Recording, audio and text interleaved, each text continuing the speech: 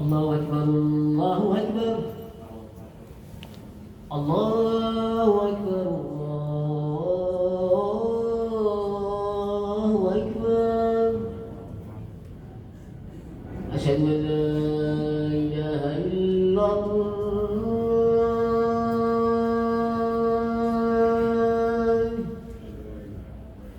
أشهد أن لا إله إلا الله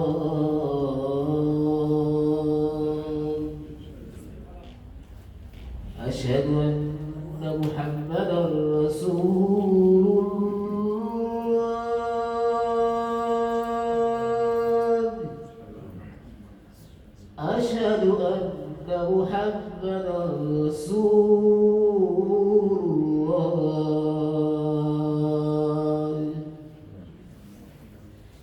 حي على الصلاة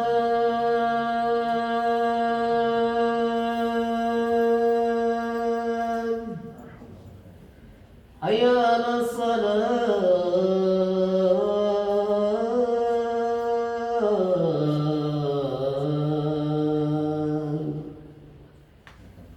حي على الفلاح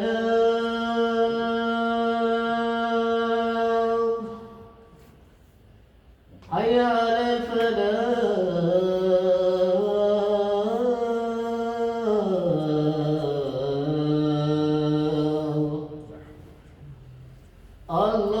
الله أكبر الله أكبر لا إله إلا الله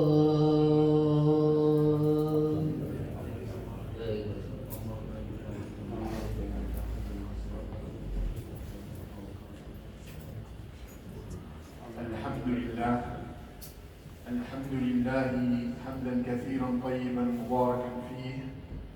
الحمد لله كما حمد نفسه فقال سبحانه وتعالى الحمد لله رب العالمين، وأشهد أن لا إله إلا الله شهادة خالصة لوجهه نرجو بها ما عنده، وأشهد أن محمدا عبده ورسوله عرف نفسه بأنه ما بعث صلى الله عليه وسلم إلا ليتم مكارم الأخلاق، ولهذا كان صلى الله عليه وسلم معلما للناس، معلما بخلقه بحاله بلسانه بتعاملاته بوضعيته كسيد، بوضعيته كنبي، بوضعيته كزوج، بوضعيته كأب، صديق، كمناضل.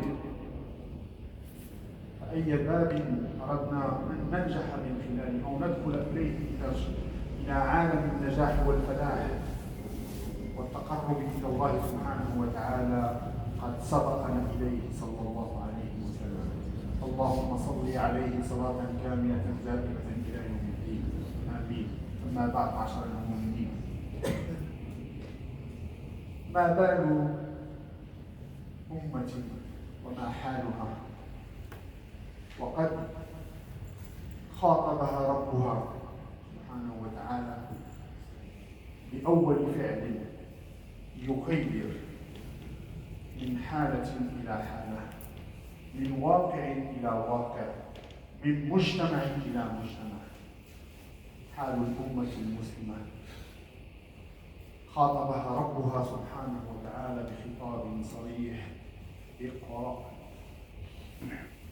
لأن المدخل الحقيقي للحضارة، للعمران، للثقافة، للإنسانية هو العلم. أمة لا تقرأ تحفر قبرها بيدها.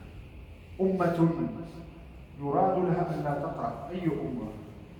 هل يعني الأمر فقط الأمة الإسلامية؟ فهي مهددة بالانقراض لا محالة.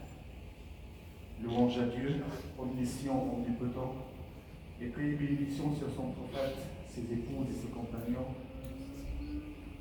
Comment pourrait-on comprendre notre vécu, notre histoire, notre manquement, ou nos manquements à l'égard de notre religion.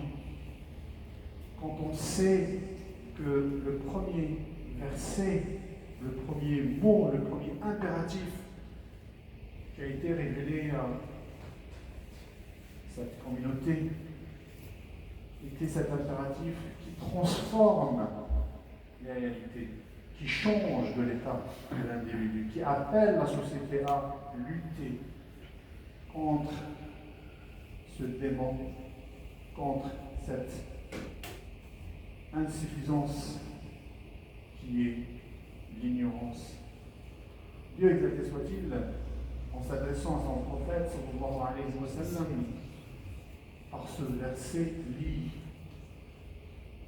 cette lecture qui transforme et le rapport au divin et le rapport au prochain. Cette lecture qui montre à l'homme qu'il n'y a pas qu'une seule, ou qu'il n'y a qu'une seule manière pour asseoir son humanité, par la culture, la civilisation, l'appel à Dieu en toute connaissance de ce qu'il nous demande, de sa propre religion. فلهذا جاء هذا الأمر الإلهي فالأكثر من ذلك رسولنا صلى الله عليه وسلم في معركة حاسمة جاء فيها فتح رباني كبير جعل أو ساوى ما بين العلم وما بين الحرية. وقرأوا التاريخ.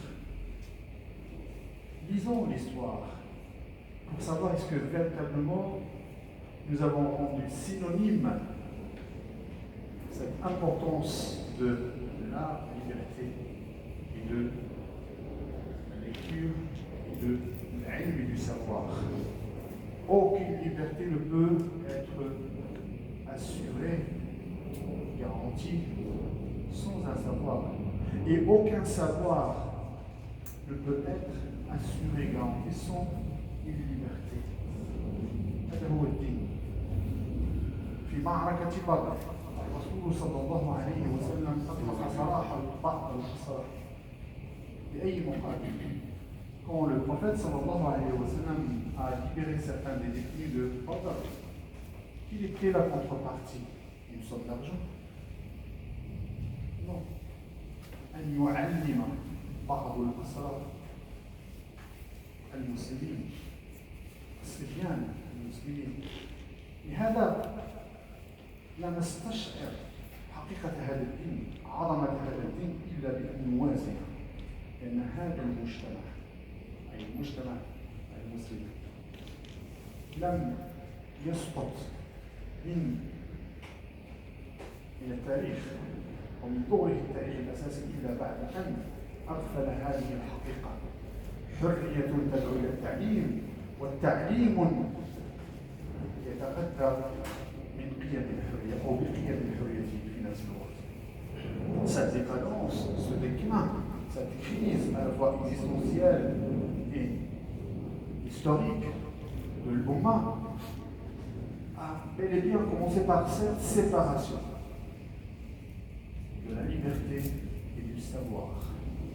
C'est en ce moment-là, et seulement en ce moment-là, qu'on a commencé justement à délaisser notre rôle. Pendant 8 siècles, maintenant aussi encore témoin de la présence musulmane, de ces universités. La seule université au monde qui a continué à dispenser ses savoirs est l'université de Fès, le Qarawiyyin, qui, je le rappelle, est le fruit d'une femme. Pour savoir justement que cet appel au savoir et à la liberté sont synonymes.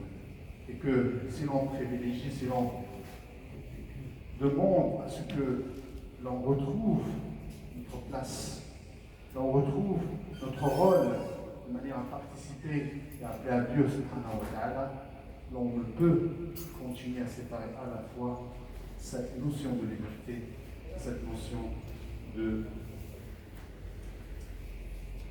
savoir. ولهذا يقول سيدنا قتادة رحمة الله عليه في باب العلم يحفظه الرجل يطلب به صلاح نفسه وصلاح دينه وصلاح النفس أفضل من عبادة عام أو حول كامل سنة. هذا الفقه من الجنة. Cette intelligence, cette forme d'interprétation qui dit, comme le dit Sayyidina Qatada, dans un chapitre intitulé « Le fait d'apprendre un savoir pour mieux se connaître sa religion et connaître les autres, pour le bien personnel. » On est des égoïstes mais équilibrés.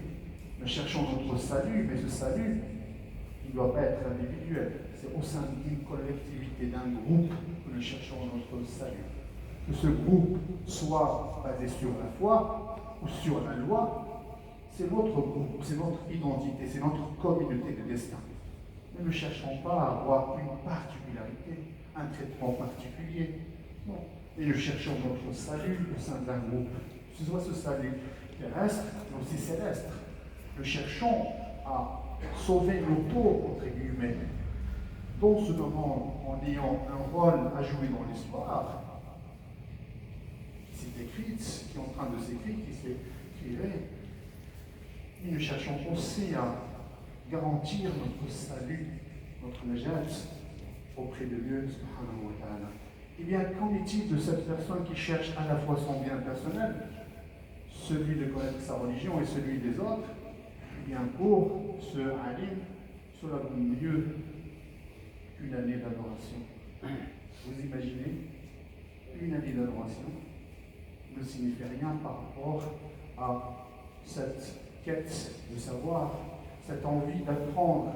Le musulman ne doit jamais cesser d'apprendre. On est en apprentissage perpétuel jusqu'à sa mort. Et même quand on sera enterré, nous allons apprendre quoi? Ce que Dieu, ce que le prophète sallallahu alayhi wa sallam nous a dit. Le châtiment, le questionnement, notre devenir, notre place, ou au paradis, on espère que ce soit au paradis, ou quelque part. Donc ce qui fait tout cela, nous allons même, après notre mort, nous allons apprendre. Pourquoi s'arrêter? Pourquoi chercher l'excuse? Le manque de temps, le manque d'argent, alors qu'effectivement, de tout le temps. Et c'est pourquoi on nous dit aussi, dans une continuité, l'islam n'a jamais, à part en moment de crise, séparé le savoir religieux et le savoir positif. لم يفرق الإسلام ما بين الدين الوضعي أو العلم الوضعي والعلم الديني أو العلوم الدينية أو الشرعية. بالمرة فتجد في التاريخ العالم أو الفقيه فيلسوف نحوي جراح علم نفس في نفس الوقت. لماذا؟ لأن كانت هذه الموسوعية كانت طلب، والدين لما يقول اقرأ لم يحدد ولا تندل أن يعلم الإنسان ما ينفعه ويضره أحسن يعني يتوقف علمه عند فقط ما ينفعه. L'islam a toujours été cet esprit encyclopédique, cet encyclopédisme. Il n'y a pas de séparation entre les sciences dites religieuses et les sciences dites positives, celles faites par l'homme. Pourquoi? Parce qu'il y a une continuité. Quand on lit l'histoire, on trouve bel et bien des fuqaha qui étaient à la fois philosophes, qui étaient mariens, qui étaient poètes, qui étaient scientifiques, psychologues, et ainsi de suite. Nous avons besoin de tout. Pourquoi? Parce que les défis qui nous attendent, eh bien, ils touchent à tous les domaines. Celui de la médecine. Les réponses que l'humanité est censée trouver, eh bien, elles sont diverses et variées. Il n'y a pas que l'aspect spirituel qui est important. Et cet aspect spirituel, il n'y a jamais eu de guerre. Pas en moment de crise où on a essayé de politiser les sciences et en même temps scientifiser en quelque sorte, à rendre la religion comme étant une science exacte. Or, nous le savons pertinemment. La religion ne se définit jamais, toutes les religions, pas que l'islam, ne se divise jamais comme étant une science exacte, mais il se divise comme étant une science du cœur, qui protège à la fois le corps, qui donne les limites, qui balise le chemin, l'entreprise scientifique, de manière à ce que justement on ne soit pas que des personnes rationnelles, mais aussi à la fois cette raison doit être au service de cette religion. Pourquoi je parle de la haine? Parce que nous entamons une année scolaire. Et cette année scolaire doit nous rappeler justement, est-ce que nous aussi en tant qu'adultes, est-ce que nous avons un projet d'apprentissage de Qur'an al-Karim? Est-ce que nous avons un projet d'apprendre sa religion? Est-ce que nous maîtrisons tous de la même manière, la manière de faire son boulot, ses ablutions, de s'acquitter de sa zakat, notre rapport avec les voisins? Ou est-ce qu'au contraire, nous sommes dans l'approximatif, dans l'improvisation, et nous sommes très loin de cet esprit? En réalité, il n'y a pas de vacances. Parce que même au moment où on parle de vacances, les vacances, il n'y a pas de retraite. Certains de eux, ils ne se sont même pas arrêtés pendant leur mariage, ou leur nuit nuptiale. D'autres se sont arrêtés une seule nuit, c'était le jour de leur nuit nuptiale. D'autres, ils étaient assis, dans une assise en train d'enseigner. Et on leur a apporté la mort de leur enfant. Ces gens-là n'étaient pas sensibles, ils n'avaient pas de cœur, n'avaient pas d'affection pour leurs enfants. Mais dans l'esprit d'un alim, d'un sage, cet enfant qui est revenu vers son créateur, il ne peut rien faire pour lui. Mais l'assise dans laquelle je suis, où j'ai des enfants, et des jeunes, et des personnes qui sont là pour apprendre, si, ils sont vivants. En islam, on donne l'importance aux vivants, au sens général, pas que les morts, mais aux vivants en général. Les morts, c'est bon. Ils sont revenus vers leur créateur. Je ne serai pas plus miséricordieux, plus compréhensible, plus empathique.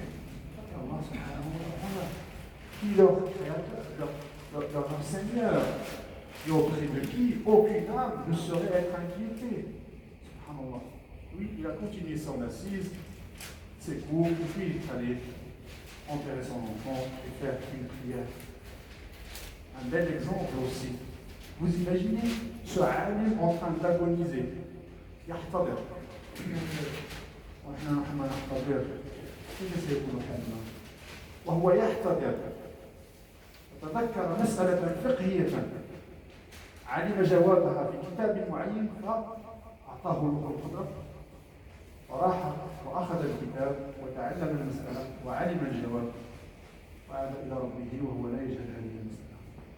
L'autre exemple, le bel exemple de ce alim qui agonisait et qui à certains moments s'est rappelé une question. Et il est allé chercher justement la question dans le livre, dans un livre particulier, bien déterminé. Et une fois qu'il a su cette réponse, il est revenu s'asseoir pour s'allonger sur le lit et il est revenu vers son créateur. Donc ce sont ces exemples-là. Nous, on est toujours dans l'excuse. Je suis fatigué, je n'ai pas de temps. Ah, il n'y a personne pour m'apprendre. On a vu justement que pour s'émanciper, pour être libre, on ne peut se passer du savoir. Et que l'on se rappelle cet exemple que l'on est censé diffuser, partager, que lors de Badr, le prophète sallallahu alayhi wa sallam nous a montré la voie, liberté et savoir. أقول قولي هذا وأستغفر الله لي ولكم فاستغفروه إنه هو الغفور الرحيم. الحمد لله حمدا كثيرا طيبا مباركا فيه وأصلي وأسلم على خير الأنام وعلى آله وصحبه أجمعين إلى يوم الدين. العلم مرتبة سامية لا تفوقها مرتبة إن كان خالصا لله، إن كانت له قيم تقيد، إن كان في خدمة الإنسانية لا على المستوى الفقهي أو الشرعي بل حتى على المستوى الطبي الهندسي إلى غير ذلك من العلوم الإنسانية. هذا هو الأصل، لأن الدين في تحديده أو في مهمته السامية والأولى هو خدمة الإنسانية، تسهيل مسؤولية الإنسان في الأرض، تسخير العالم المحيط إلى خدمة الإنسان. وهذا هو الأصل من العلم. العلم أيضا جاء لتسهيل حياة الإنسان فوق الأرض. Et la religion et le savoir sont censés avoir cette finalité. Rendre paisible, facile la vie de l'être humain sur terre. La religion, en montrant la voie à suivre, en facilitant, en cherchant toujours la facilité. Point de contrainte nous apprend le Coran al-Karim, la Torah pour l'éclat. Ces contraintes ne sont pas que d'ordre pratique. لا تهتم فقط بتطبيق تعاليم هذا الدين. تسخير العالم أيضا المحيط, c'est de mettre l'environnement, la nature et autres au service de cette humanité. ولهذا مولانا سبحانه وتعالى يذكرنا يرفع الله الذين آمنوا منكم والذين أوتوا العلم درجات. Si on veut s'élever, avoir un rang élevé, eh bien, il faudrait passer par le savoir. Ce savoir qui est indispensable. Et on n'a pas d'excuse. Nous sommes au XXIe siècle. Alhamdulillah. Ceux qui veulent s'instruire, être autodidactes, ils ont la possibilité. Avant, il fallait avoir une encyclopédie. Il fallait avoir un maître. Je ne dis pas que qu'on peut s'en passer toujours, mais au moins ces outils qui nous entourent, au lieu de passer toute sa vie, bien sûr, il faudrait avoir un esprit critique, j'en ai parlé, il faudrait choisir les sites où on va chercher l'information. Je ne sais pas quelle est la couleur idéologique et autres du site où je vais chercher mes informations. La réponse à mes questions, alhamdulillah, même en France, les instituts sont... Maintenant, on n'a plus d'excuses parce qu'il y a certains instituts ici en France qui proposent une formation à distance. Je reviens la nuit, je fais ce que je dois faire avec mon épouse, ou avec mon époux, parce que le message est adressé aussi aux femmes. Quand on dit Iqra, ce verbe, cet impératif, et concerne les hommes et les femmes. Le soir, eh bien, il y a des plateformes, je peux m'inscrire, ça demande un peu d'argent, c'est normal. Ces gens-là, ils ont des maîtres, ils ont des professeurs à payer, et je peux apprendre. Je peux être certifié à distance. Donc je n'aurai plus l'excuse, subhanallah, je rentre tôt, etc. Non, de chez moi, je peux apprendre à distance avec des professeurs certifiés, mérités, ou des mérites, qui ont un certain savoir, et qui sont diplômés d'université, que ce soit ici en France ou d'ailleurs. Nous n'avons plus d'excuses. Aussi, ce qu'on apprend dans le foyer, est-ce que nous avons des habitudes de lecture collective?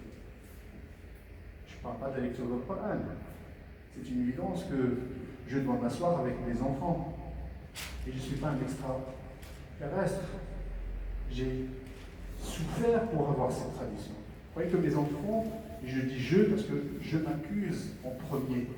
Je n'accuse personne parmi les frères qui sont assis ici que je respecte et lui en témoigne. Mais le discours que je vous dis, je me l'adresse en tant que parent. C'est une lourde responsabilité et ce n'est pas facile. Les enfants, ils ont besoin de télé, j'en ai pas. Et pour lutter, pour ne pas avoir de télé, c'était un choix avec mon épouse. J'en parle parce qu'il faudrait se dire que rien ne se fait sans combat. Les choses ne sont pas acquises d'avance. Eh bien, pour qu'il apprenne le Coran, pour qu'il apprenne l'arabe, pour qu'il apprenne le français, pour qu'il apprenne bien sûr après d'autres langues, vous voyez que c'est facile. Et c'est une question d'habitude. Si on a ces habitudes, au moins une fois par semaine, le mercredi, si je ne travaille pas, ou si mon épouse ne travaille pas le mercredi, et nous avons des médiatiques qui proposent des activités culturelles.